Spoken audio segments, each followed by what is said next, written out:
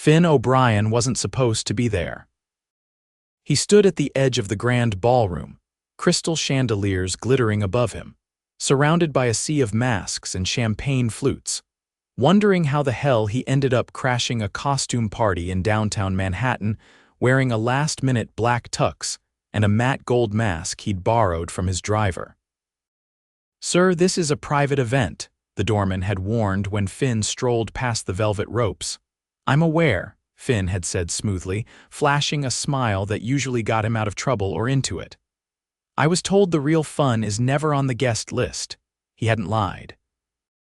He hated these kinds of things: charity galas, art auctions, society balls. They were always the same, people pretending to care about causes while really just networking for money or status. But tonight, he couldn't stand the silence of his penthouse. The city felt too loud and too empty all at once. He needed noise, distraction, anything. He needed not to think about the merger collapsing that morning or his ex trying to sell stories to the press. So he walked into the party like he belonged, and that's when he saw her. She was standing under the second-floor balcony, her gown a deep navy that shimmered when the lights caught it. Her mask was simple silver, soft around the edges like it had been made for her. She tilted her head as if she could feel his eyes on her, and when she turned, Finn's breath caught. He didn't know how, but even with half her face hidden, she was the most beautiful woman he'd ever seen. And she was laughing, not a polite society laugh, not a fake, delicate chuckle, a real laugh. Loud, warm, full of life. He needed to hear it again. He moved toward her through the crowd, weaving between flocks of people in feathers and velvet. She was holding a glass of champagne, talking to a man dressed as a pirate. But when her eyes met Finn's across the room, something shifted. She smiled like she knew something he didn't. He took a step closer. "You're either lost," she said before he could speak, "or exactly where you're supposed to be." Finn blinked. "That's a bold way to greet a stranger. You're not supposed to be here, are you?" Her voice was teasing, curious. "You're not wearing a wristband." He looked down. "Damn, I'm wearing a mask. Doesn't that count for something?" She grinned. "Maybe, depends on what you're hiding." He leaned in slightly. "What if I said I wasn't hiding anything? Then I'd say you weren't trying hard enough." He laughed, genuinely. He couldn't remember the last time a woman talked to him like this. "I'm Finn," he said, offering his hand. She hesitated. "You sure you want to give me your name?" "Kind of kills the mystery. Mystery's overrated." She placed her hand in his. "Jessa, Jessa," he repeated, liking the way it sounded. "All right, Jessa, tell me, what's a woman like you doing at a party like this?" "I was invited," she said with a shrug. "My boss is on the board." "I figured free champagne and wearing a mask sounded better than eating leftovers at home. And the dress, borrowed from a friend. I promise I'm not usually this put together." "I don't believe that for a second." She laughed again. God, that laugh. They ended up in a corner of the ballroom, tucked beside a marble statue of some Greek god. The music echoed around them, but their little corner felt quieter, warmer. Jessa didn't ask where he worked or what he did, and he didn't offer. She told him she worked in publishing, the not-so-glamorous side: proofreading, editing, fixing other people's messes. She liked books more than people, usually. "So why are you talking to me?" he asked, smiling. "Because you're impossible to ignore," she said simply. Finn didn't have a response for that. They danced. Slowly, then faster as the band changed tempo. He wasn't much of a dancer, but she didn't seem to care. Her hand fit perfectly in his, and when he spun her, she laughed like it was the best night of her life. He didn't want the song to end. But it did, and soon people started leaving. The lights dimmed, the staff began clearing plates. She pulled away gently. "I should go." "Wait," he said, reaching for her hand. "Let me walk you out." Outside, the city was quieter. Snow had started falling, soft and slow. "I still don't know your last name," she said. "Maybe I'll tell you next time." She looked up at him. "You think there'll be a next time?" "There has to be." She hesitated. "You don't even know who I am." "I don't care." She studied him for a long moment, then reached up and gently removed her mask. Her brown eyes were warmer without the silver, her smile more vulnerable. Finn stared. You're even more beautiful without it, her cheeks flushed. Still don't know my last name, he leaned in, brushing a strand of hair from her cheek. Don't need it, I'll find you. She stepped back, suddenly unsure. Maybe I like that you don't know who I am, it makes tonight feel safe. He was quiet for a second, then said, Will I see you again, if you're lucky? She turned, heels clicking on the pavement, and disappeared into the snow. Finn stood there, heart pounding, not knowing her last name, not knowing if she'd meant it, but he knew one thing. He was going to find her, and he wasn't going to stop until he did. Finn didn't sleep that night. He'd gone home to his penthouse overlooking Central Park, trading the glitter of the ballroom for the cold silence of glass and steel. The snow had kept falling, blanketing the city in a hush he usually welcomed. But tonight, it only made the absence louder. He poured himself a drink, but it sat untouched on the marble counter. Instead, he stood by the floor-to-ceiling windows, unblinking, replaying every detail of her Jessa. The way she'd said his name like it meant something. The way she'd disappeared into the snow, she hadn't given him her last name, no number, no trace. But that wasn't going to stop him. By morning, he was at his office on the 58th floor of the O'Brien Industries Tower, ignoring the protest of his assistant, who insisted he had back-to-back meetings. He waved her off and shut the door. He pulled up every photo from the gala. His security team had access to the building's surveillance footage, but the masquerade theme made it nearly impossible to identify anyone. Every image was a blur of masks and gowns, but he kept searching. He wasn't even sure why. He didn't know her. Not really. But something about her voice, her laugh, the way she'd looked at him like she saw straight through the expensive tux, and the curated confidence he hadn't felt that seen in years. He'd met stunning women before. Women who wore diamonds like skin and smiled with practiced precision. But Jessa hadn't needed to try. She existed like she didn't owe the world anything, like she didn't know how magnetic she was, and now she was gone. He was still staring at the last frame of footage, her disappearing through the side exit when his phone buzzed. Finn, said a voice on the other end, you really need to look at the Times. He clicked the link his VP of Public Relations had forwarded. There it was, taking up half the page, Empire billionaire Finn O'Brien spotted at anonymous charity ball uninvited. The photo wasn't flattering. He was mid-laugh, his gold mask slightly askew as he leaned toward a woman in a navy gown. Her face was turned away, mercifully unrecognizable, his eyes narrowed. I want every copy of that issue out of circulation by noon. It's already viral online. Then kill the comments. Flood it with press about the new energy initiative. I don't want speculation about this woman. You mean the one you've been watching on repeat for the last hour? Just do it. He ended the call and leaned back in his chair. He needed a better plan. He didn't know her last name, but she'd said she worked in publishing. He picked up the phone again. I want a list of every publishing house with board members who attended the Keller Foundation Gala. Cross-reference it with employees named Jessa. Start with editorial departments. By noon, he had 5 possible names. By 2, he had it narrowed to 1, Jessa Rowan. Associate editor at a mid-sized independent firm in Chelsea called Marlowe House. He stared at the profile photo on the staff page. It was her. No question. He didn't reach out.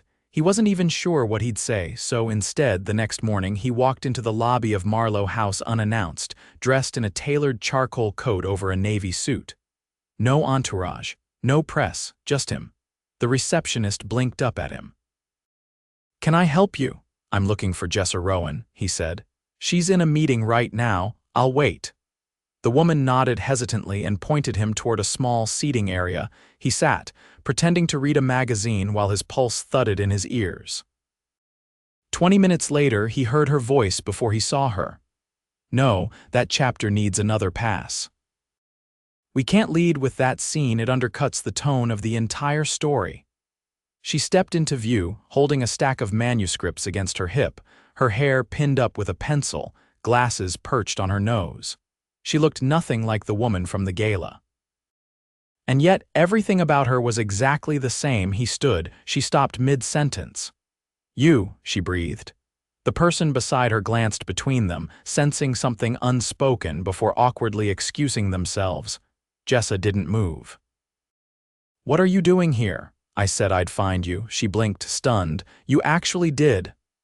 "I'm persistent, no kidding," he nodded toward the conference room. "Can we talk?" She hesitated. "I don't think that's a good idea." "I won't take long." She sighed, glanced down the hallway, then led him into a small corner office and shut the door. He stayed standing. "I didn't mean to ambush you," her arms folded. "Then what did you mean to do?" "I didn't want to leave that night without knowing who you were, but you didn't give me a choice. Because it wasn't supposed to be anything." "I think it was." She looked away. "It was a fun night, that's all." "Was it?" She didn't answer. He took a step closer. "Look, I get it. You wanted something simple, one night, no last names, no consequences." "Exactly. But it didn't feel simple, not to me," she exhaled. "You don't even know me." "Then let me." Her eyes searched his. "This isn't your world, Finn. You don't know what my world is. You're in headlines. You make billion-dollar deals. People track what you wear to lunch. I edit books no one reads and live in a sixth-floor walk-up with a radiator that hisses like an angry snake. And I crashed a party just to feel something, so maybe we're not as different as you think." She didn't say anything. He stepped closer. "I don't want to go back to pretending that night didn't happen." "You're not used to hearing no, are you?" He smiled faintly. "Not often." She shook her head and reached for the door. "I'm not asking for everything," he said. "Just lunch." She paused. "Let me take you to lunch, just once.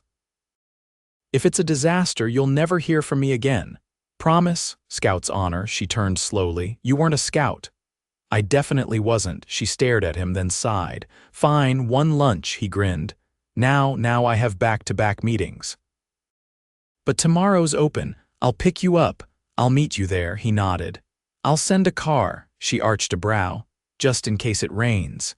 She rolled her eyes but didn't argue. He left the office with her watching him go. And for the first time in a long time, Finn felt like something in his life was finally beginning something real. Something he couldn't buy or plan or control. Something he couldn't walk away from even if he wanted to. The restaurant Finn chose sat tucked between two brownstones in the West Village. An unmarked, members-only place where the host greeted you by name and menus were handwritten daily. He reserved the entire back garden for privacy, not because he wanted to impress her with exclusivity, but because he wanted to see her reaction when she stepped through the arched ivy-covered gate and realized she was somewhere she hadn't expected to be. Jessa arrived 5 minutes early. She wore a simple charcoal coat, boots that had seen more sidewalks than red carpets, and a look that said she didn't quite trust what was about to happen. "You're punctual," Finn said, rising from his seat as she was led in. "You sent a car, felt rude to make it wait." He pulled out her chair. "I was hoping you'd come." "I almost didn't." She settled in, scanning the quiet garden. "This place looks like it belongs in a movie. Technically, it's been in 3. "Of course it has." He poured water into her glass. "Nervous? I'm sitting across from a man who somehow found me after one conversation behind a mask." "Yeah, a little. You could have walked away last night." "I know." She looked at him. "I didn't." The waiter arrived, placing a basket of warm rosemary bread between them. Finn waved off the wine list. "I'm not drinking," he said. "Thought I should be fully conscious in case you try to run again." She broke off a piece of bread and smiled faintly. "You always this charming. Only when I feel out of my depth." She tilted her head. "I find that hard to believe. You shouldn't." He leaned forward slightly, his expression shifting. "I don't usually do this, chase someone, show up at their office, reserve secret gardens. Then why me?" "Because I can't stop thinking about what it felt like when you laughed." Like the world made sense for a second. She was quiet, caught off guard. He let the silence settle. "What about you?" he asked. "Why'd you say yes?" "I was curious," she admitted, "and maybe a little reckless." "Reckless is underrated." She gave him a look. "Not if you've worked your whole life to be taken seriously. One wrong move and everything I've built starts to crack." I get that. He glanced away. More than you'd think, she studied him. You didn't exactly strike me as someone who had to fight for anything. Then you weren't looking close enough. The food arrived: fresh pasta with truffle oil, seared scallops, and roasted vegetables that smelled like autumn. Neither of them touched it for several minutes. I used to think I had to become someone else to be successful, she said quietly. Someone louder, glossier, more palatable. Did it work? Not even a little, he chuckled. I used to think success would fix everything. Did it? No. It just gave me more expensive distractions. She folded her napkin in her lap. So what are you distracting yourself from? He didn't answer right away. My father built O'Brien Industries from scratch, left it to me when he got sick. Everyone expected me to be him overnight. I tried. But I kept making decisions that felt wrong for the company, for me. And now I'm trying to figure out what I actually want, not what I was groomed for. She leaned back. You really don't do small talk, do you? I don't have time for it. Because you're a billionaire.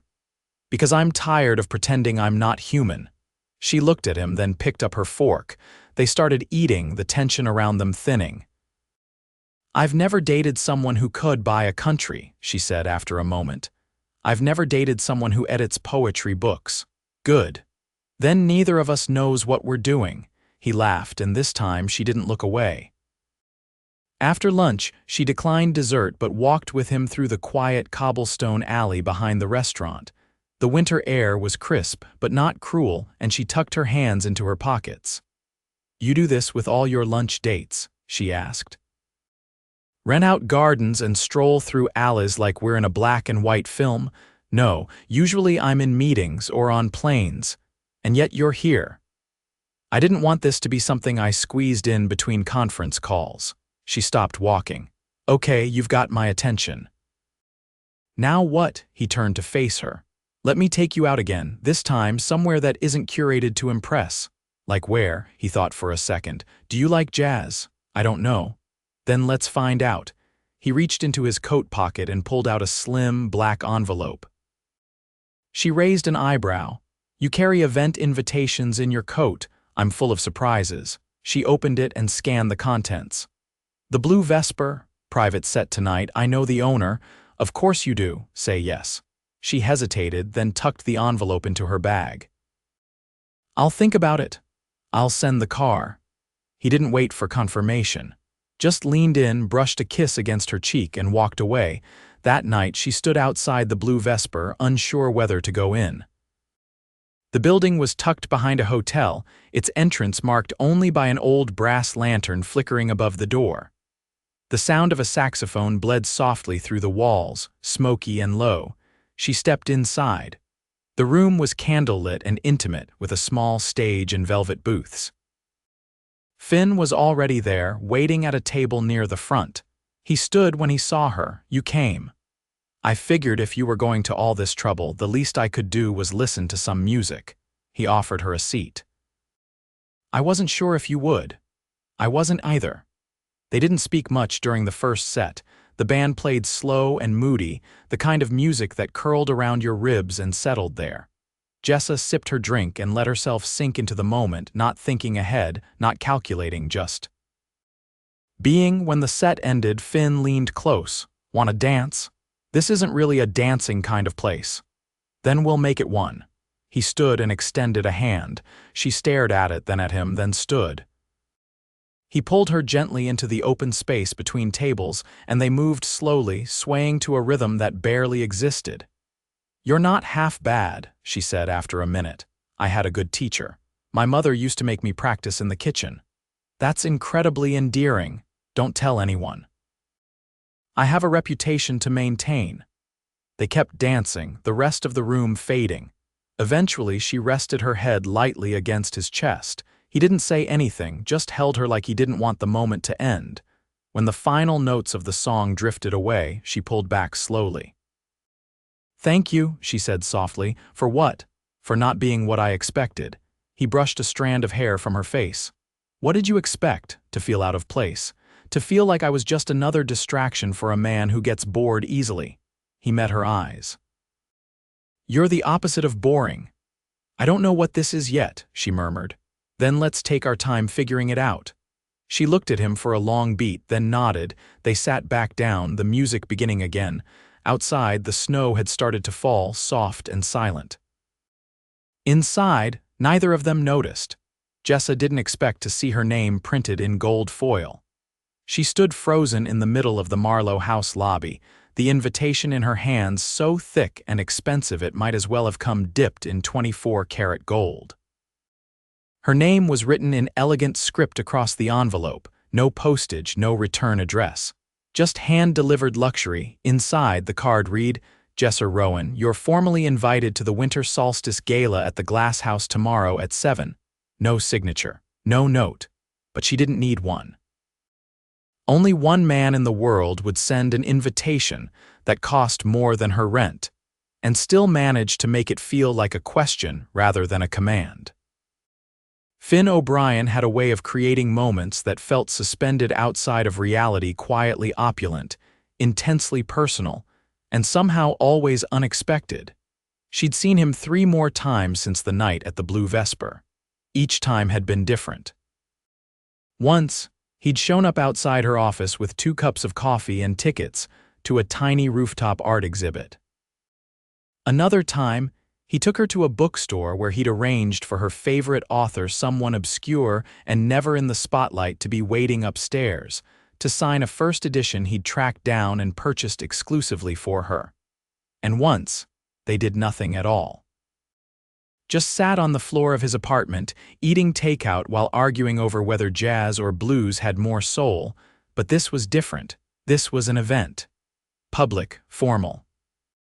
A place where people would whisper and watch and wonder who she was, and why she was on the arm of Manhattan's most elusive billionaire. Still, she went. Not because of the dress he'd had sent to her apartment, a deep wine-colored silk that fell like water when she moved, or the driver waiting downstairs in a sleek black car with heated seats and chilled champagne. She went because she wanted to know what came next. The glass house stood at the edge of the Hudson, its walls made entirely of glass that stretched toward the sky like the building itself was trying to catch the stars. Inside, everything shimmered light bouncing off crystal, silver, and candlelight. It felt like stepping into a dream you weren't sure you were allowed to have. Finn met her at the entrance. No mask this time. He wore a black velvet tuxedo jacket, tailored like it had been sculpted directly onto him, and a look she hadn't seen before, something quieter, more focused. He didn't speak right away, just looked at her as if he was cataloging the moment for later. You look. He began, then stopped. There's not a word good enough. Try anyway, she said, dizzying. She laughed. That's not even a real adjective. It is now. He offered his arm and she took it. As they walked through the crowd, people turned, some subtly, some not. Finn didn't seem to care. He led her straight to a private table near the glass wall, where the city glittered behind them like a living painting. Are you trying to distract me with skyline views? She asked. No, that's just a bonus. Dinner was a blur of delicate courses and wine she couldn't pronounce. But Finn didn't talk about business or money or the people who kept slipping him glances over their glasses. He asked about the book she was editing, the one with the ending she hated and the main character she loved. He told her about a childhood trip to Tokyo where he got lost in a fish market and was rescued by a woman who spoke no English but handed him a rice ball and waited with him for hours. It was the kind of story you didn't tell unless you trusted someone to keep it. Midway through dessert, he leaned in close. Come with me, he said. Where? Somewhere quieter. She didn't hesitate. He took her hand and led her up a private staircase that wound behind the main floor. At the top was a balcony made of glass and steel, empty except for a single small table with a bottle of champagne resting in a bucket and 2 glasses already poured. The city stretched endlessly beyond them. Jessa stepped to the edge, her breath catching. This view is unreal. It's not the view I wanted you to see. She turned and saw him holding something in his hand, not a necklace, not earrings, a ring, simple, elegant, platinum.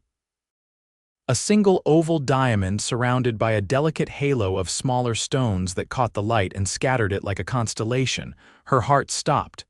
"You're not serious," she whispered. "I am. Finn, this is insane." "Not to me." She stared at him, unable to move. "I wasn't looking for this when I crashed that party," he said. "I was trying to outrun something I couldn't name, but then I saw you, and everything else stopped mattering." He stepped closer. "I've built companies, skyscrapers. I've won battles in boardrooms that people twice my age couldn't survive, but none of it ever felt like enough, not until you." She blinked back, a sudden sting in her eyes. "You barely know me. I know the way you flinch when people ask what you do like they won't understand it. I know you still read paperbacks even though your job ruins the magic sometimes. I know you're scared of being a footnote in someone else's life instead of the headline of your own." He took her hand. "I don't just want to be with you in borrowed moments, Jessa. I want a life, a home, a future. With you." She looked down at the ring, her voice barely audible. "This is real. It could be." Everything fell silent around them, the party below, the city outside, the thoughts racing in her head, and then she nodded. Once. Then again, with more certainty. "Yes." Finn let out a breath he hadn't realized he was holding. She didn't cry. She didn't need to. The look in her eyes said everything her voice didn't. He slid the ring onto her finger and it fit perfectly. Later, after the gala had ended and the city began to sleep, he took her to his penthouse for the first time. He didn't show her the wine cellar or the private gym or the collection of art that lined the walls. He took her straight to a small room tucked in the back corner, a room with no windows, no expensive furniture. Just shelves filled with old records and a single turntable in the center. "This was my mother's favorite room," he said quietly. "She used to sit here and listen to Ella Fitzgerald while the rest of the world spun too fast." Jessa stepped inside, letting the quiet wrap around her. "She'd have liked you," Finn added. "You have the same kind of strength. Quiet but impossible to ignore." She walked to the shelf, picked a record at random and placed it on the turntable. As the music started soft, jazzy, full of ache, she turned to him. "Dance with me." They danced barefoot on the hardwood floor, her head resting against his shoulder, the ring between them catching the dim light like a small, silent promise. Neither of them spoke. They didn't need to. They already knew this wasn't a fairy tale. It was something better, real. Earned, undeniably theirs. The first time Jessa stepped into Finn's family estate in Rhinebeck, she realized just how little she knew about the quiet corners of his life. She'd seen his penthouse, sleek, modern, curated for function and solitude, but this house was something else entirely. A sprawling stone manor tucked between towering trees and rolling hills. The kind of place that looked like it had stories folded into every creaking floorboard and ivy-covered wall. "I used to think this place was haunted," Finn said as they walked through the long hallway, his fingers brushing lightly against the aged wooden railing. "Turns out it was just the wind and my imagination, and a very territorial raccoon." Jessa laughed, her heels soft against the Persian rug. "I don't think I've ever seen you in a place where you didn't look like you were in control of every detail." "That's because I'm not in control here," he said. "This house belonged to my mother's family. My dad kept it exactly as she left it. I haven't changed a thing." She paused near a gallery of old photographs. A woman in a wide-brimmed hat laughing into the wind. A boy clearly Finn with grass-stained knees and a crooked grin, a kite string wrapped around his wrist. She didn't reach out to touch the frames, but she felt the weight of them all the same. "You brought me here for a reason," she said. He nodded. "There's someone I want you to meet." They stepped into a sunlit sitting room overlooking the east garden. An older man sat near the window, a plaid blanket tucked over his knees, a worn hardcover resting in his lap. His hair was silver, thick, and swept back with stubborn dignity. His expression was unreadable until he looked up and smiled. "Dad," Finn said, setting a hand on Jessa's back. "This is her." The man's eyes warmed. "About time," Jessa blinked. "You told him about me?" Every call, Finn said. His father extended a hand and she stepped forward instinctively, taking it. So, the older man said, looking her over with a kind but assessing gaze. You're the one who finally made my son stop pacing at night. Jessa flushed. Dad, Finn warned. What? I'm old. I've earned the right to speak plainly. She sat beside him. I'm glad to meet you. Finn never mentioned this place. He doesn't come here much, the man said. Too many memories. Finn walked toward the fireplace where the embers still glowed faintly. That's not why, his father gave him a look.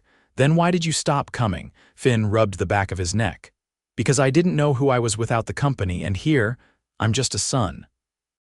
A boy who used to climb trees and scrape his knees and fall asleep listening to his mother hum jazz tunes in the kitchen.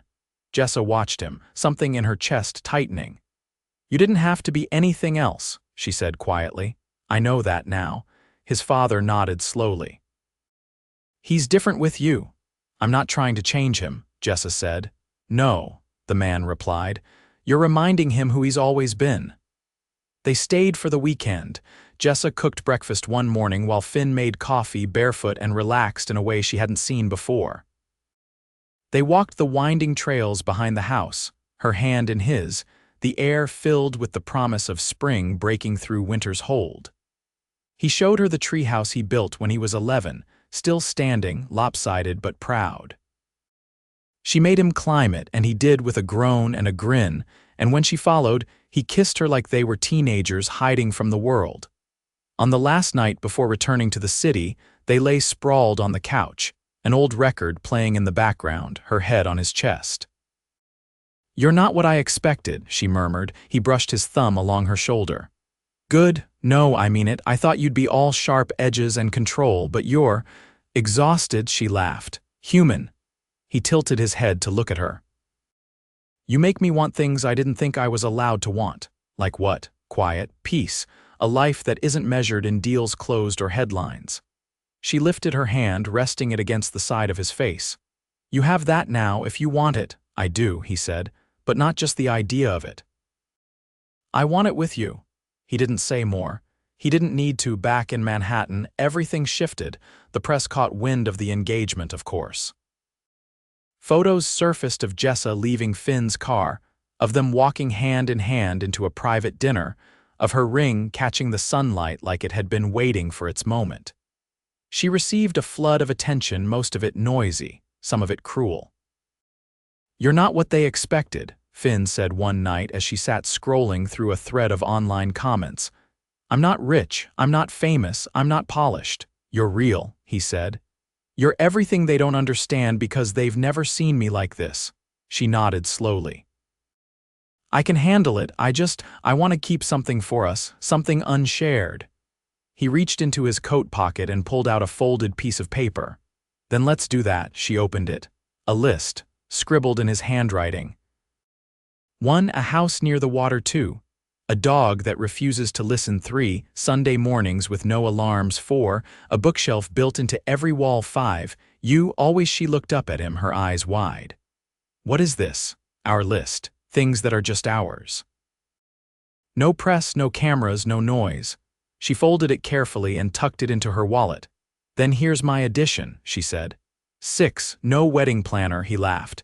You want to elope, I want something small, just us, maybe your dad, maybe my sister.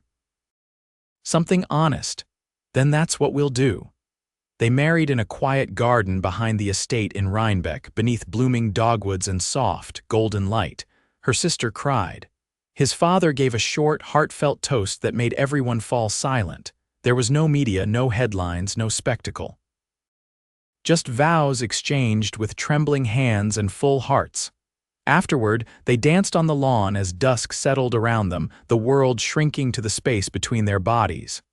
I don't need anything else, Jessa whispered. Finn pulled her closer. You've got everything. They didn't honeymoon in the Maldives or Paris or some exclusive island. They went upstate to a cabin with no Wi-Fi, ate pancakes every morning, and read books aloud to each other in front of a fire. She read slowly, with quiet reverence. He interrupted often, asking questions, making her laugh until she couldn't continue. A year later, they bought a brownstone in Brooklyn, one with creaky floors and too many stairs. He built her a reading nook in the attic. She filled their kitchen with herbs and mismatched mugs. They argued about paint colors and made up before the primer dried. He brought her coffee every morning, badly brewed, but consistent, and she left notes inside his coat pockets when he traveled, always folded into paper cranes. One afternoon, she sat beside him on their back stoop, a manuscript in her lap, her legs stretched across his. "I think I want to write something," she said. He looked at her. "Not edit. No, my words, my story." He kissed her temple. "Then do it." "I'll clear the calendar." "You don't have to do that. I want to read every draft." She reached for his hand. "You're really all in, aren't you?" He didn't answer. He just laced their fingers together and held on. And in the quiet that followed, filled only by birds and breeze and the sound of pages turning, everything felt exactly right. Not perfect, better, real. Shared, earned, the kind of love you don't search for but stumble into when you least expect it and choose every day after.